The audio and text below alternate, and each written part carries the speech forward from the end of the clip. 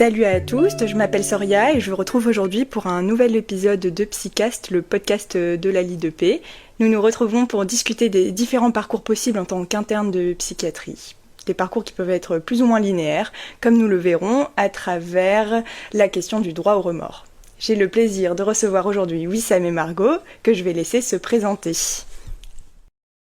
Bonjour, moi je m'appelle Margot, je suis du coup en 4e semestre de psychiatrie. Est-ce que je parle tout de suite du fait qu'avant j'avais fait gériatrie? Bah tu peux, ouais. Et donc je suis issue d'un droit au remords de la gériatrie vers la psychiatrie du coup. Ok. Et toi Wissam ? Du coup, bonjour à tous, moi c'est Wissam, je suis actuellement en 6e semestre de médecine générale, du coup mon dernier semestre, j'ai hâte. Et comme Margot, je suis issu d'un droit au remords, mais cette fois de la psychiatrie vers la médecine générale. J'ai fait 3 semestres de psychiatrie et ensuite j'ai fait mon remords sur mon 3e semestre. Ok. Est-ce que l'un de vous pourrait expliquer un peu aux auditeurs, aux auditrices, ce qu'est un droit au remords ? Un droit au remords, c'est le fait de changer de filière et surtout de changer de 2S, qui est un droit accordé sur tout le territoire et qui est un droit qui est commun à tous les internes de France. Ce droit peut s'exercer jusqu'au 4e semestre du DES, à condition d'avoir le classement, l'ordre de l'ECN qui était autorisé pour avoir la spécialité voulue au moment des choix. À ce sujet, d'ailleurs, il y a des textes qui vont être statués la semaine où on enregistre, donc on mettra un petit complément d'information au montage sur comment ça va se passer pour les promotions ayant passé l'EDN avec les ECOS, puisque du coup on a 13 classements et non plus un seul. Donc pour les droits au remords entre les différents groupes de spécialités, ça pose des questions. Comment est-ce qu'on fait quand on veut passer d'un groupe de spé à un autre, parce que les classements ne sont pas les mêmes. Ce qui m'aurait intéressé, c'était de savoir un peu tour à tour pourquoi vous avez choisi la première spécialité que vous avez choisie. Bon, je commence ? Je t'en prie. Alors moi, au moment du choix, je savais que je voulais une spécialité médicale, mais pas forcément une spécialité d'organes. J'étais passée par la médecine interne, par la gériatrie, et ça m'avait beaucoup plu. Et en même temps, j'avais déjà un peu des appétences pour la psychiatrie, mais que j'avais mis un peu de côté tout au cours de mon externat. Okay. Et du coup, je m'étais dit, si je trouve le juste milieu, peut-être que la gériatrie, c'était peut-être un peu un raisonnement un peu simpliste, mais peut-être que la gériatrie, ça répond à la fois à l'exigence d'avoir quelque chose de polyvalent, et en même temps d'un peu exigeant sur les prises en charge, et en même temps avec un plan un peu psychiatrique de la prise en charge des patients. C'est ça qui m'a amenée vers la gériatrie initialement. Ok. Et toi, Wissam ? Du coup, moi, le choix initial vers la psychiatrie était plutôt en lien avec le souhait initialement de faire de la recherche. Initialement, je m'orientais plutôt vers un parcours recherche, notamment sur de la recherche fondamentale, notamment en neurosciences. Donc pour le coup, et plus précisément surtout sur de la neuroimagerie en lien avec la physiopathologie psychiatrique. Donc c'est un domaine que je trouve ça passionnant et c'était la principale raison pour laquelle je me suis lancé en psychiatrie. Je trouve ça intéressant de voir ce qui vous a plu initialement dans votre spécialité, puis on pourra le mettre en lien après avec votre cheminement éventuellement. À quoi est-ce que ressemblait votre quotidien au moment de vos choix ? Alors, pour moi, je pense qu'à cette période, j'étais en train de faire un stage au SASPAS de l'Hôtel Dieu. Donc c'est un stage d'accueil pour les populations marginalisées et très défavorisées, d'accueil de premiers soins. Un peu d'inspiration médecine générale, mais avec toute une valence aussi un peu infectiologie. C'était très chouette. Au même moment, moi j'étais assez inquiète parce que j'étais quand même sortie d'une 6e année de médecine assez éprouvée, à la fois par l'année de médecine, mais aussi par des soins médicaux assez chronophages pour moi-même. Donc j'étais pas trop sereine par rapport à mon classement, est-ce que j'allais pouvoir avoir ou pas. Et comme j'étais passée justement en gériatrie un peu avant, je m'étais dit peut-être que ça ce serait une bonne idée. Je savais que je voulais pas du tout rester sur Paris, c'était sûr. Et donc voilà, tout ça tournait. Et puis arrive le moment des choix. Et je me rends compte que dans les villes que j'avais pu repérer qui m'intéressaient bien, Lille semblait plutôt bien correspondre pour pouvoir me permettre de prendre la gériatrie. Donc voilà, c'est comme ça que j'ai fini par faire le choix. Okay. Et tu dirais que tu as plutôt réfléchi en ville plutôt que choix de spé, ou est-ce que c'était un peu les deux combinés? Je pense que c'était un peu les deux combinés. En fait, brièvement, enfin pendant mon externat, j'étais quand même passée en médecine d'urgence. Ça m'avait plu, mais j'avais pas forcément l'impression d'être faite pour ça. Okay. Et comme j'étais très incertaine sur la spécialité que je voulais prendre, ça m'a quand même beaucoup trotté en tête où est-ce que je vais. Et Lille, ça me permettait jusqu'au dernier moment un petit peu de continuer à hésiter entre DESMU, médecine d'urgence, DESMU, médecine gériatrique et MedG. Okay. Donc c'était un peu ça. Okay. Ouais, ça répond à une de mes questions d'après qui était est-ce que vous aviez des doutes dès le début? De ce que tu dis, je comprends que tu as choisi un peu la ville aussi parce que tu savais qu'il y avait différentes possibilités qui s'ouvraient à toi par la suite. Ok. Et toi, Wissam? Je t'avouerais, sur le moment même des choix de stage, je me souviens plus exactement dans quel état j'étais. Surtout parce que mon choix de spé, notamment en psychiatrie, était un peu déjà pris dès le début de ma 6e année. D'accord. Ça m'a permis d'aborder la 6e année de façon, je pense, beaucoup plus confortable, parce que je savais que voilà, c'est tout, de façon très réaliste, la psychiatrie est quand même assez accessible, notamment à Lille, et de façon générale, même sur tout le territoire. L'année donc, de 6e année s'est déroulée de façon assez correcte, on va dire. Et sur le choix de ville, pour multiples raisons, notamment personnelles, j'ai certaines attaches sur Lille qui font que du coup je voulais forcément Lille et j'ai grandi ici. Donc dans tous les cas, je comptais pas forcément quitter le navire lors des choix.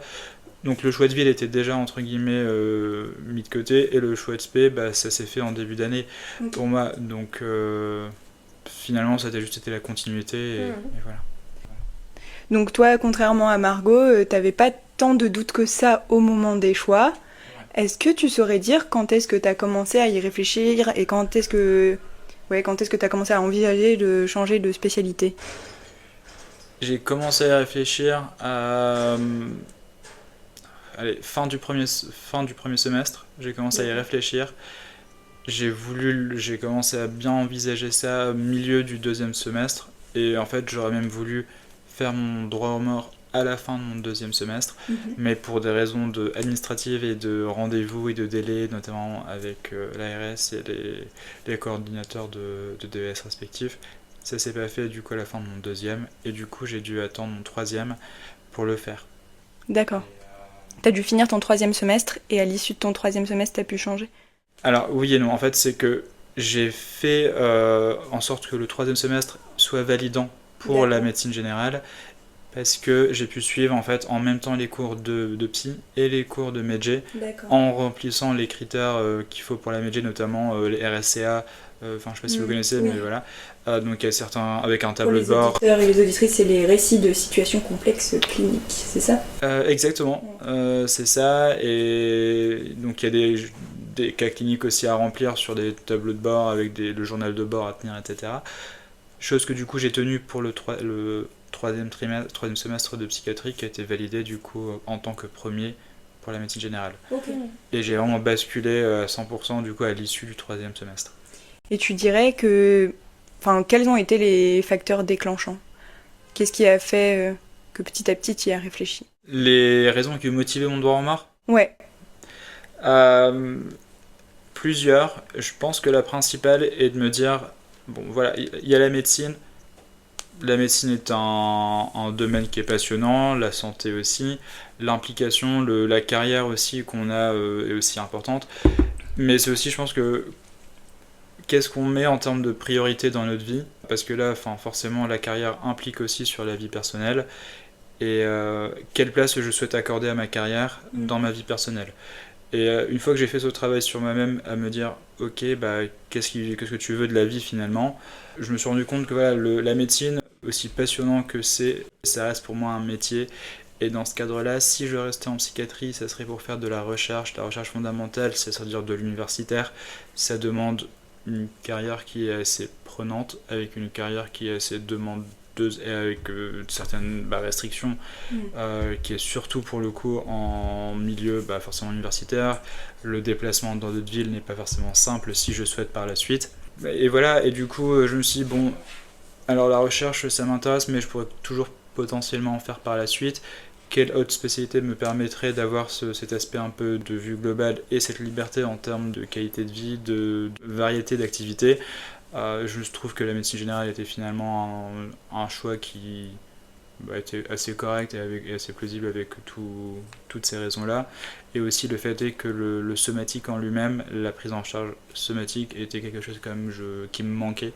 Ok. Et est-ce que tu dirais qu'il y a aussi eu des illusions, est-ce qu'il y a eu de la fatigue, d'autres choses qui ont joué aussi? Des illusions, je sais pas. Enfin, de façon générale, je trouve que la formation en psychiatrie dans l'externat, lors du premier et deuxième cycle, est assez limitée comparée aux autres spécialités, aux autres domaines. Donc se rendre compte, si on passe pas en psychiatrie avant, se rendre compte qu'est-ce que c'est vraiment la psychiatrie, c'est pas forcément très simple. Okay. Je suis déjà passé en psychiatrie avant, pour le coup, lors de mon externat, donc j'avais une certaine idée. Après voilà, c'est un stage d'externat, c'était 6 semaines à l'époque, c'est pas forcément 6 semaines qui vont faire en sorte qu'on sait exactement ce que vaut une spécialité.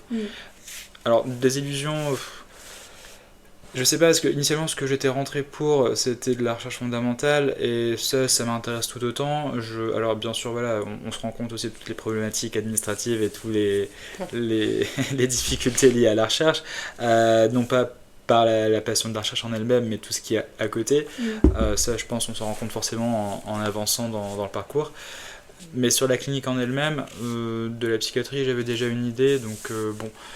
J'ai jamais été forcément passionné par pas mal de domaines cliniques en psychiatrie, mais pourtant il y en a d'autres qui m'intéressaient énormément.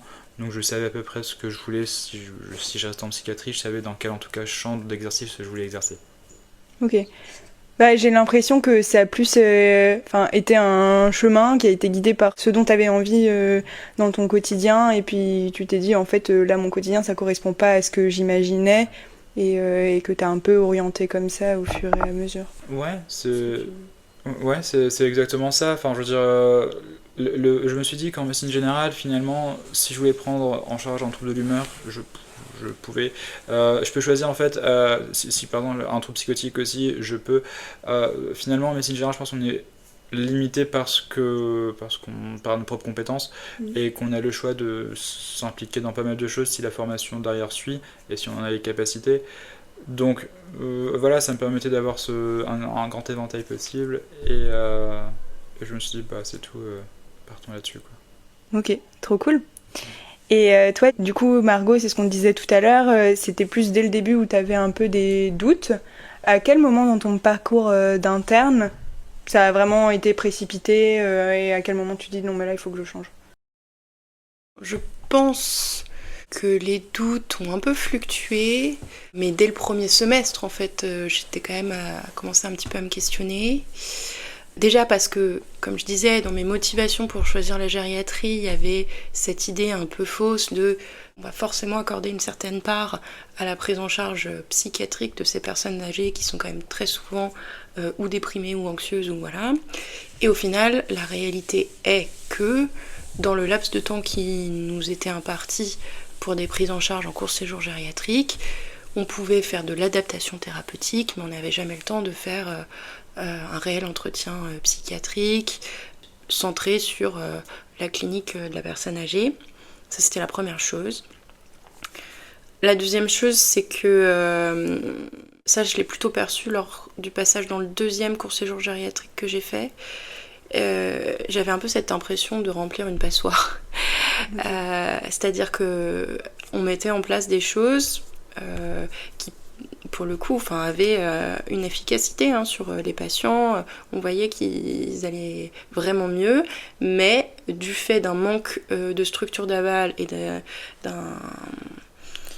manque de moyens dans nos structures d'aval, je voyais revenir des personnes dans des états aussi catastrophiques que la première fois que je les avais rencontrés. Et ça, c'était assez difficile à vivre. Et alors, c'était assez intéressant parce que quand j'en ai parlé, on m'a dit, mais si tu vas en psychiatrie, tu vas vivre la même chose. C'est ce que j'étais en train de me dire. Et ben non, au final, moi, je vis pas la même chose. Déjà parce que dans le camembert des responsabilités, entre guillemets, que je me faisais dans ma tête, en gériatrie, j'avais l'impression qu'une grosse partie du camembert, c'était institutionnel et donc je n'avais pas de prise dessus. Ouais. Là où, en psychiatrie, des fois, je me dis, c'est peut-être moi qui ai mal expliqué, c'est peut-être moi qui peux encore travailler mon alliance. Et du coup, tant que j'ai un pouvoir d'agir, quelque part, c'est beaucoup plus facile à gérer. D'autre part, il y a aussi le fait d'accepter qu'on est sur de la maladie chronique, et donc la rechute, ça fait partie de la maladie chronique.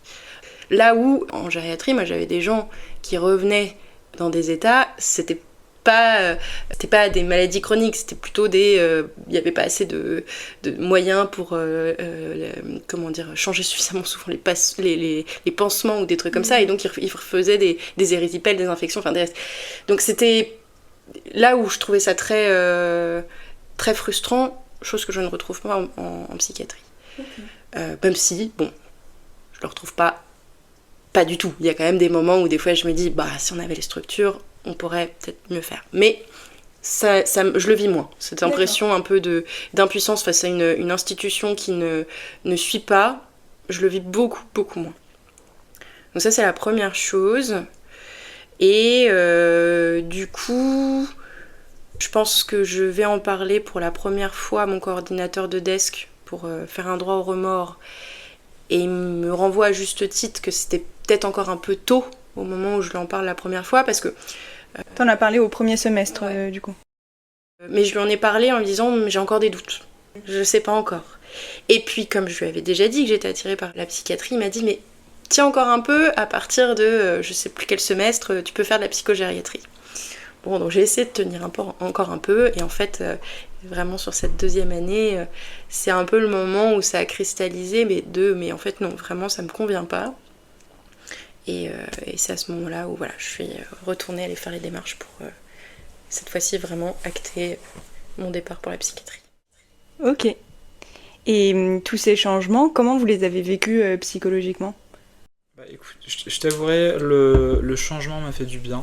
Donc j'étais assez ravi de ce changement. La seule complexité pour le coup que j'ai trouvée était surtout le rapport avec le nouveau cordeau du DES, de médecine générale, notamment par rapport à la validation du semestre. Alors, j'ai eu certaines difficultés, notamment pour la validation de ce semestre, que je trouvais pas forcément été justifiées, sur des formalités administratives, et finalement les associations étudiantes ont été sollicitées, et finalement ça a permis de régler le souci.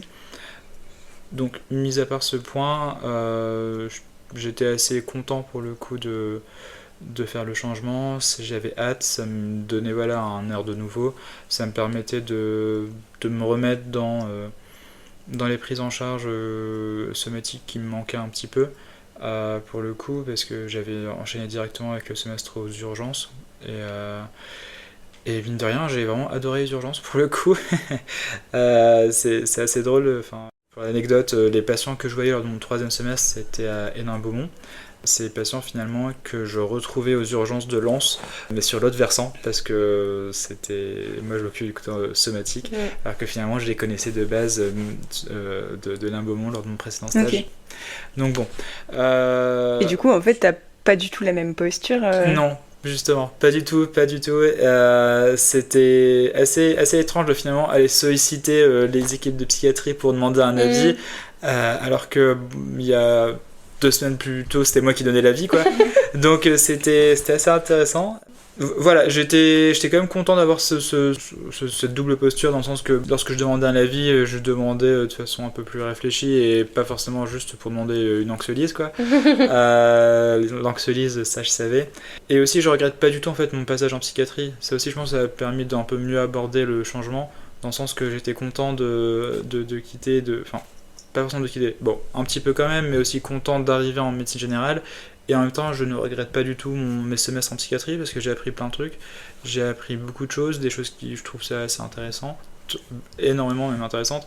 Et surtout qu'en médecine générale, finalement, en termes de prévalence, 30% des consultations de médecine générale sont des consultations en lien avec la santé mentale. Donc finalement, tout ce que j'ai acquis auparavant, c'est pas perdu. Et ça me rassure dans ce sens-là, quoi. Ok. Et toi, Margot, parce que Margot, toi, t'as changé de division en plus. Ouais. Comment est-ce que ça s'est passé pour toi Plus du coup au niveau, comment tu l'as ressenti Bah moi, c'était assez anxiogène, je dois dire. Je me suis beaucoup questionnée sur si j'étais pas en train de faire une bêtise, si même c'était pas tout simplement une erreur de parcours, dans le sens peut-être que la médecine n'était pas faite pour moi. Donc ouais, je dois dire qu'à cette époque, j'étais assez angoissée. Il y avait aussi un peu un sentiment de culpabilité, alors c'était assez marrant ça. Moi quand j'étais externe, j'ai eu beaucoup de discours un peu, je sais pas si anti-psychiatrique c'est le bon terme, mais en tout cas dénigrant de la spécialité qu'est la psychiatrie. Et j'ai un peu fini par y coller, c'est-à-dire que à force d'entendre dire que t'as des compétences cliniques, mais tu devrais pas aller en psychiatrie, tu devrais les conseiller. Du coup en fait c'est vrai que d'un seul coup, j'allais m'inscrire en faux par rapport à des gens qui en plus parfois ont été des seniors qui m'avaient vraiment marqué par leurs compétences, leur manière de prendre en charge les patients, et c'était parfois un peu questionnant. Cette idée que ce serait un peu du gâchis entre guillemets. Il y a un peu de ça. La peur de savoir mais à quoi vraiment je vais m'exposer, ça va être quoi mon rôle, et est-ce qu'ils ont raison, ces gens, ces quelques personnes que j'ai vraiment estimées dans leurs compétences de médecin et qui me disaient mais non, mais va pas en psychiatrie, ça n'a pas de sens. Est-ce que je suis pas en train de me fourvoyer? Ça, c'était la grande angoisse. Et en même temps, je me disais ouais, mais il y a aussi plein de monde autour de moi qui depuis très longtemps me disent mais toi tu vas finir psychiatre. Donc bon, donc il y avait un peu ça. Et puis au final, je crois que la chose qui a un petit peu permis de tout solutionner ces multiples émotions, c'est mon stage aux urgences, qui s'est super bien passé, qui était incroyable, et où j'ai vraiment trouvé des seniors ultra chouettes, et qui, dans la manière de m'amener un petit peu à réfléchir et tout, m'ont dit mais en fait, je pense que tu seras bien partout. Donc si tu veux aller faire la psychiatrie, vas-y. Et ça m'a vachement soulagée en fait. Bon, ils ont quand même dit mais par contre si tu veux faire urgence tu peux aussi. Mais ouais non, et donc c'est vraiment à ce moment-là où j'ai fait ok, ça y est, c'est bon, j'y vais. Ok. Donc en fait différentes rencontres qui t'ont soit fait un peu douter finalement, ou en tout cas renforcer des doutes que tu avais, et en même temps des rencontres qui t'ont apaisé et qui t'ont poussé vers ce choix. Tout à fait. Okay. Oui, et puis je pense aussi une remise en question d'un discours très élitiste parisien, où en fait il y a un moment quand on s'en décolle un peu, on se rend compte que en fait, le monde ne se réduit pas à leur conception de la médecine, et ça aide beaucoup. J'ai l'impression que c'est un discours qui est quand même assez partagé. Je sais plus si c'était la FEP ou une autre structure qui avait interviewé des externes par rapport à leur image de la psychiatrie là, assez récemment. Je crois que c'était il y a 1 an à peu près. Et c'est vrai qu'il y a beaucoup d'a priori en médecine en général sur la spécialité qu'est la psychiatrie. Ok. Est-ce que vous pourriez expliquer un peu comment ça se passe concrètement, une demande de droit au remords ? Vous en avez parlé un petit peu à demi-mot avec les rencontres avec les coordonnateurs de DES, mais est-ce que vous pourriez expliquer un peu l'un de vous deux peut-être ? Il y a une feuille spécifique de demande de droit au remords à remplir, et ce avant la date, je crois que c'est le 2 juillet et le 2 janvier à chaque fois. Il y a en général, en plus de ça, une lettre de motivation. Et puis, il faut aller demander l'accord du coordinateur de desk ou de la coordinatrice du desk d'origine et du coordinateur ou de la coordinatrice du desk d'arrivée. Plus l'accord de l'ARS ou, enfin bref, une dernière personne. Mais que pour le coup je n'ai jamais rencontré. Donc ça doit se faire par la fac, sauf peut-être toi, tu l'as peut-être rencontré toi. Non, justement, enfin, par rapport à l'accord de l'ARS, justement, de souvenirs en tout cas, c'était une fois que tous les documents étaient réunis au niveau de la fac, c'est la fac qui envoie à l'ARS, et ensuite on reçoit justement un courrier assez officiel disant comme quoi le droit au roman a été accepté, reprenant du coup les semestres validés ou non validés avec le classement d'origine. Juste moi, petit rajout qui s'est passé un peu seulement pour la médecine générale, où là ils demandent aussi un CV en plus, chose qu'ils ne demandaient pas normalement dans les autres spécialités. Mais en médecine générale, il faut savoir que si on souhaite faire un droit au mort, il faut faire un CV aussi. Alors, c'est quoi la valeur ajoutée de ce CV au dossier? C'est ça. Mais il faut le faire. Exactement. Mais il faut le faire. Ok.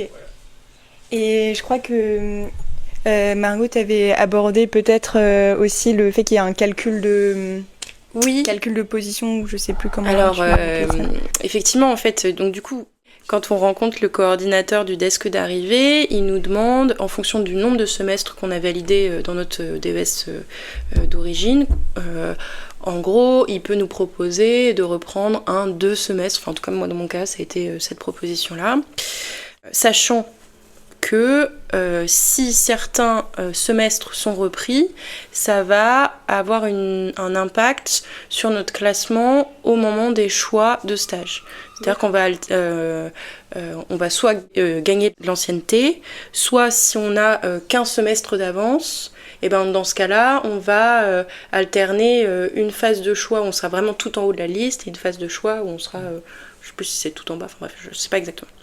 Puis en plus de ça, tout récemment, j'ai appris que l'ARS des Hauts-de-France, mais a priori également de manière nationale, avait une nouvelle méthode de calcul du classement des internes qui faisaient un droit au remords, à mon grand désespoir. Puisque là où avant, en fait, ils se contentaient de prendre la valeur absolue du classement au concours de l'ECN et de le réinjecter dans la nouvelle promo d'arrivée. Maintenant, ils divisent cette valeur absolue par l'effectif total. Et ce quotient, ils le réintègrent dans le quotient de la promo d'arrivée. Mais donc, du coup, vu que la promo d'arrivée, y a un effectif beaucoup plus grand, qu'il y a une grosse inflation du nombre d'étudiants en médecine, on perd des places. Okay. Ce qui m'embête un peu, c'est que les promos, par exemple, moi dans mon cas en psychiatrie, les promos elles sont de 40 à peu près internes depuis des années. Et du coup, je me fais vraiment artificiellement retirer plein de places. Et donc si j'avais su, je pense que j'aurais demandé à ce qu'on me reprenne du coup au moins un semestre. D'accord. Parce que du coup ta position est recalculée à chaque choix de stage ?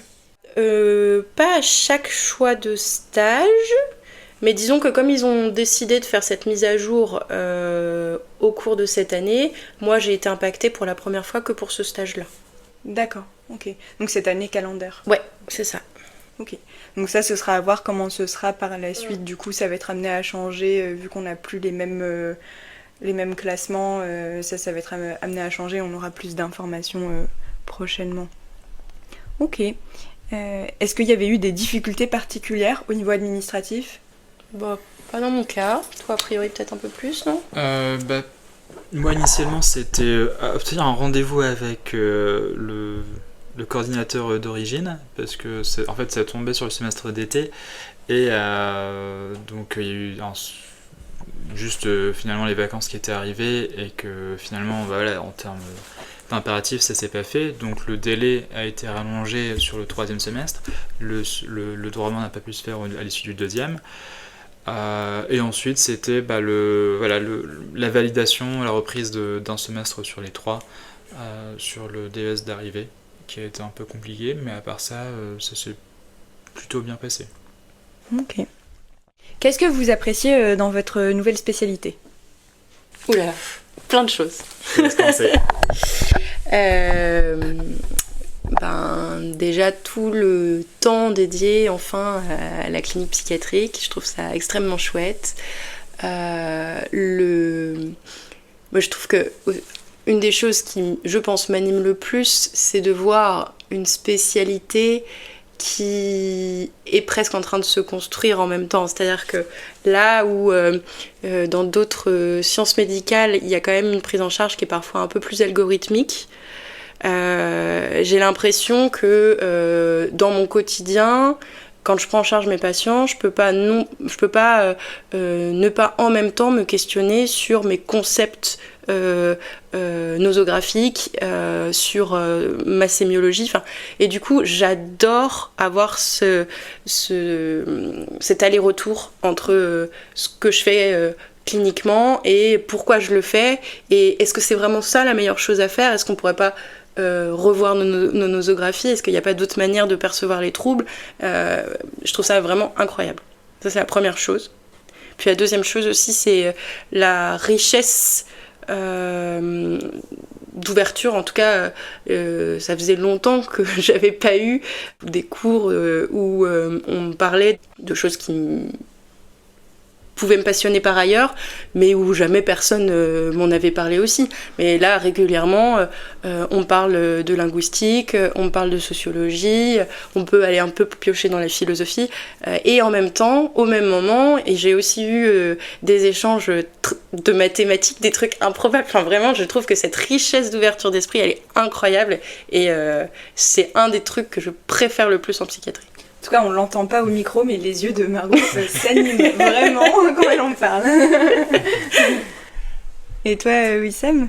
Alors, du coup, moi, ce que j'aime actuellement dans ma discipline, c'est vraiment cette variété de cas qu'on rencontre, cette variété de champs auxquels on peut exercer, la prise en charge assez globale du patient, finalement, qu'on peut prendre en charge sur un plan pulmonaire, un plan urologique, un plan psychiatrique.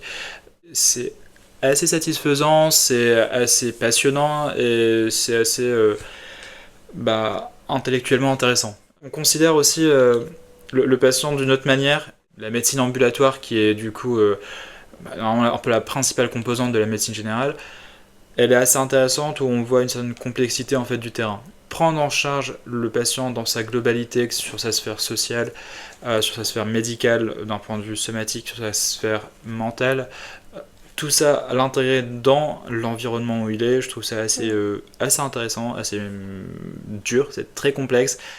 C'est pas simple, enfin, je veux dire, retenir un algorithme de prise en charge d'une FA ou d'un arrêt cardiaque, il n'y a pas vraiment de complexité là-dedans. Alors, ce que c'est tout, on aura un nombre défini de cas de figure. Une fois qu'on les connaît, c'est tout, on les connaît. Les urgences, j'aime beaucoup. Je pense même faire un peu un exercice mixte par la suite, parce qu'il y a ce côté très satisfaisant aux urgences que c'est tout, j'ai mes algorithmes en tête, je connais mes prises en charge de telle pathologie, et c'est tout, après ça déroule, et c'est satisfaisant parce que ça flatte notre ego, que finalement on connaît un peu les prises en charge et on n'a pas forcément besoin de réfléchir. Alors que potentiellement, un patient qui décompense un peu sur un côté un peu psychotique à la maison et que finalement on trouve un petit peu des formes de symptômes catatoniques et finalement le patient, mais pour autant il reste assez cohérent et en même temps qu'il rentre pas vraiment dans une case et que le patient a encore son jugement, donc on peut pas forcément essayer de faire son chemin pour le prendre en charge parce que monsieur refuse d'aller de se faire hospitaliser. C'est beaucoup plus complexe comme situation, c'est beaucoup plus difficile et intellectuellement c'est beaucoup plus riche. Donc la médecine générale m'offre ce panel d'activités possibles et voilà, enfin, c'est surtout cette variété que je trouve ça assez intéressante et aussi cette complexité de prise en charge. Ok. Ouais, c'est trop chouette. Est-ce que vous avez l'impression qu'il y a des choses que vous avez perdues ou gagnées dans ce changement ? Par rapport à mes capacités en psychiatrie, si on repart sur ce que j'ai perdu, ce que j'ai gagné, la psychiatrie m'intéresse. J'aime beaucoup. Alors initialement, j'étais rentré pour faire de la recherche. Donc finalement, la recherche continue à m'intéresser, surtout en neurosciences. Donc je continue toujours un petit peu à regarder un peu les nouveautés qui sortent. Ça m'intéresse toujours. J'ai même eu du coup l'occasion le semestre dernier de revenir faire un petit peu de psychiatrie le temps de quelques mois. Ça m'a fait une petite piqûre de rappel. Et la clinique, forcément, on perd en psychothérapie parce que je passe plus mon temps à faire de la psychothérapie comme je pourrais faire avant. Sur le côté plutôt simple, enfin sur le côté thérapeutique, je continue un peu à m'informer sur les nouvelles sorties, sur les nouveaux articles, donc ça va, je pense que ça je garde encore. Bien sûr, sur le côté psychothérapie, on perd. Après, je gagne sur plein d'autres choses à côté, choses que je n'avais pas en psychiatrie, surtout l'autre domaine somatique, et l'implication surtout de la frontière entre le trouble somatique et potentiellement le trouble psychiatrique, même si pour moi, voilà, il n'y a pas forcément de telle frontière, surtout avec l'avancée qu'on voit actuellement. On se rend compte que finalement, l'exemple le plus parlant, ça reste la neuropsy. Dans plein de pays, finalement, il n'y a pas forcément cette frontière, et on a des médecins neuropsy. Typiquement en Allemagne, c'est ça, il n'y a pas vraiment de division entre la neurologie et la psychiatrie.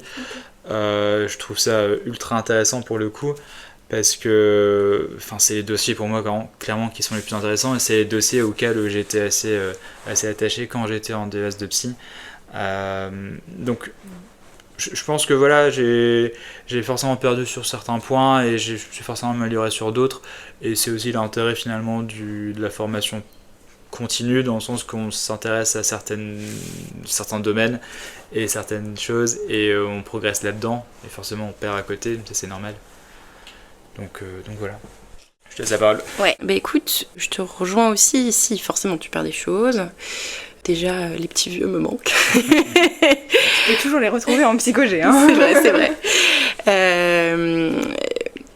Surtout, je pense, c'est effectivement toute la partie de prise en charge médicale non psychiatrique. J'ai utilisé le terme non psychiatrique. Ouais. Qui, effectivement, alors ça dépend aussi des terrains de stage, mais moi je sais que j'ai beaucoup de mal quand je suis sur un terrain de stage où en fait il y a des médecins généralistes qui s'occupent de toute la partie non psychiatrique. Je sais pas, j'ai l'impression de marcher avec une seule jambe, quoi. Oui. Donc ça m'est assez désagréable. Quand il y a des enregistreurs pour les ECG, que c'est interprété automatiquement. Ouais. Et que ça part tout de suite, et quand tu demandes à faire le CG, on te dit bah non, il va être interprété ailleurs. c'est ça. Donc voilà.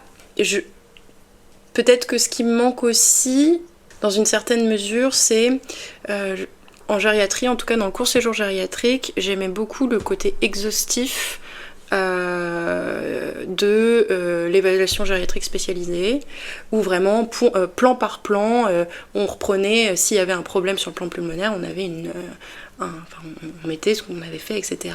Et ça, parfois je trouve que il y a peut-être une petite perte de rigueur sur ce plan là. Enfin, en tout cas moi je l'ai déjà perçu sur certains terrains de stage où peut-être que moi, à part moi, je suis pas sûre que quand je le faisais... on reste un peu trop focalisé, on est plus en mode loop. Ouais, c'est ça. Ouais. Après, comme beaucoup de spécialités d'organes, hein, enfin, quelque part, je pense qu'il y a un peu de ça aussi chez la cardiologue, sans doute. Mais c'est vrai que moi, j'aimais bien ce côté très global de la médecine gériatrique, et ça, je pense que ça me manque un peu. Et puis... Pareil, du coup, je trouve aussi que ça retentit sur la réflexion sur le diagnostic différentiel. Du coup, par effet de loupe, on reste à réfléchir sur les diagnostics différentiels psychiatriques, mais avec des fois où vraiment des vrais moments où je me dis mince, mais ça se trouve, je suis sûre que je suis en train de passer à côté des hypothèses de diagnostic différentiel qui sont peut-être pas pertinentes au regard de la situation clinique, hein, mais ça vaudrait peut-être le coup au moins d'y avoir pensé et de me dire bah non, là ça n'a vraiment aucun sens.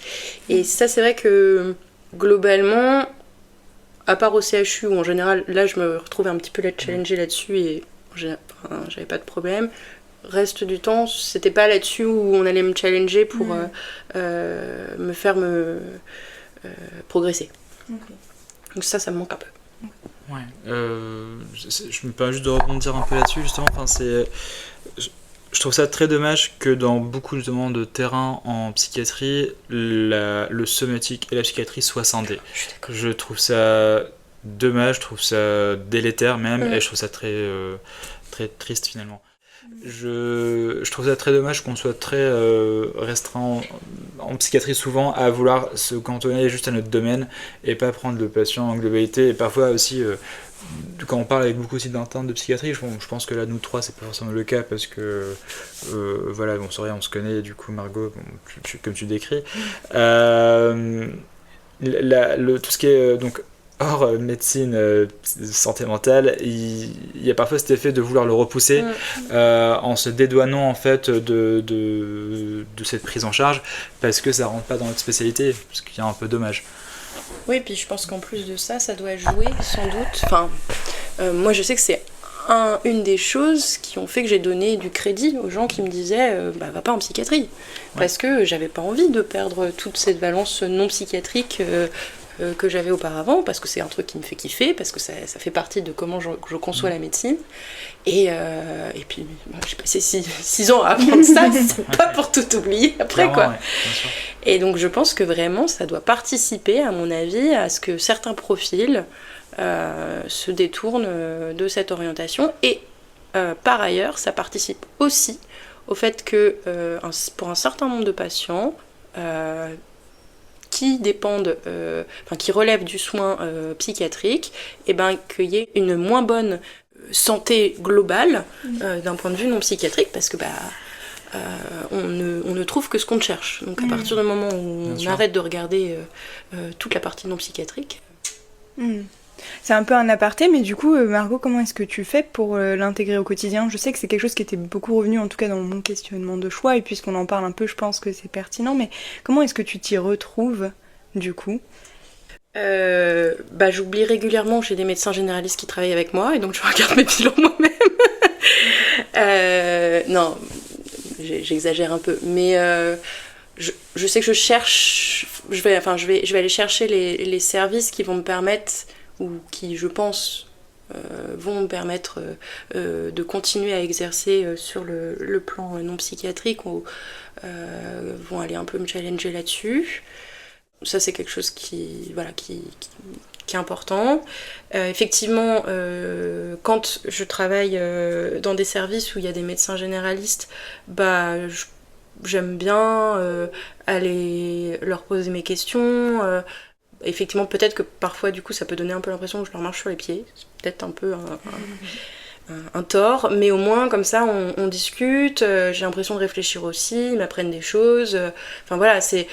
en fait, je les conçois comme mes autres seniors, quelque part. Donc, c'est un peu comme ça que je le fais. Et puis après, je pense que de manière générale, j'essaie de m'orienter par la suite dans un service et dans un exercice où je pourrais avoir ces deux valences-là. C'est un peu de rester curieux finalement, dans un sens comme dans l'autre. Oui. Ça se rejoint un peu des deux côtés, je pense, qu'on ait quitté la psy ou qu'on la rejoigne. C'est de rester curieux en général et de se poser toujours des questions. J'aurais voulu aussi savoir... T'avais quelque chose à ajouter, Wissam ? Non, enfin c'est juste... Je repense du coup aux 3 mois où j'ai passé du coup en liaison au CHU du coup, on était donc ensemble sur rien. Je trouve ce stage un des plus passionnants pour le coup de la maquette qui est proposée. Je trouve que ce serait même, je pense que sur un point de vue pratique, ce serait difficilement réalisable, mais de faire en sorte. Que tout le monde y passe. Alors pas forcément sur un semestre, mais je pense au moins, je sais pas, peut-être quelques jours. Je trouve que ça démontre très bien que finalement, si on veut être vraiment un bon psychiatre, il faut être un très bon somaticien. Parce que la limite sur beaucoup de maladies entre psychiatrie et autres atteintes hors psychiatrique, elle est très très très très fine. Et pour savoir en fait qu'est-ce qui rentre dans le domaine de la psychiatrie, il faut savoir qu'est-ce qui en rentre pas. Et voilà, je trouve que ce service illustre très bien ce propos. Et donc voilà, pour être, je pense, vraiment bon psychiatre, il faut être bon médecin. Ouais. Juste bon médecin. Ok. J'aurais voulu savoir si maintenant vous vous sentiez à votre place. Ah oui. Ouais, clairement. Oui, je pense que pour moi, c'est la bonne voie, je pense. On a une réponse plutôt unanime, du coup. Et après, une autre question que ça peut poser, tout ça, c'est qu'est-ce que ça dit du choix de la spécialité en France ? Pour revenir un petit peu à ce que j'ai pu dire plus tôt, Il faudrait faire attention peut-être à certains discours un peu élitistes qui peuvent être véhiculés. Je pense que c'est des discours qui n'ont pas lieu d'être et qui ferment des portes et qui rajoutent en fait des difficultés dans un choix qui est déjà assez complexe. Donc voilà, je pense que ça c'est quelque chose sur lequel clairement j'aimerais qu'il y ait une évolution. Je sais pas de toi, mais moi j'ai pas eu l'impression non plus qu'il y ait eu une pression insupportable à faire le bon choix dès le départ. Je voulais faire le choix qui me parlerait, mais j'avais déjà en tête que au pire il y avait le droit au remords. J'avais pas l'impression que c'était je jouais ma vie quoi. Ok. Et enfin, pour la suite, j'avais plus des questions autour des conseils que vous pourriez avoir pour les auditeurs, les auditrices. Et premièrement, qu'est-ce que vous diriez à un interne qui se pose la question du droit au remords? Ou qu'est-ce que vous auriez envie de dire? Déjà que c'est pas grave, c'est bon, il y a beaucoup de gens qui se posent la question, on ne panique pas parce qu'on pense à un droit, il faut pas paniquer parce qu'on est en train de penser à un droit au remords, il y a des gens qui pensent qu'ils ne le font pas, d'autres gens qui le feront. La première chose à faire, c'est peut-être juste de se renseigner, d'aller notamment questionner les gens de la spécialité, si possible dans la ville où on exerce, enfin, dans laquelle on est déjà en train de faire son internat. Pour moi, c'est peut-être la chose la plus importante. Et c'est de bien se renseigner aussi sur l'exercice une fois l'internat terminé, parce que c'est facile de se renseigner sur des gens qui sont encore internes. Ce ne sera pas la même chose quand on aura fini l'internat. Donc ça, je pense que c'est un autre élément important. Je ne sais pas si toi, tu as d'autres conseils. Je pense que un élément important est se dire quelles sont mes priorités un peu dans la vie. Ouais. Je pense que c'est aussi une démarche que moi personnellement j'ai eue. Quelle est la place que j'accorde à ce métier dans ma vie personnelle, et dans ce cas, quel est l'impact aussi que je lui laisse sur ma propre vie, sur mon propre bonheur personnel.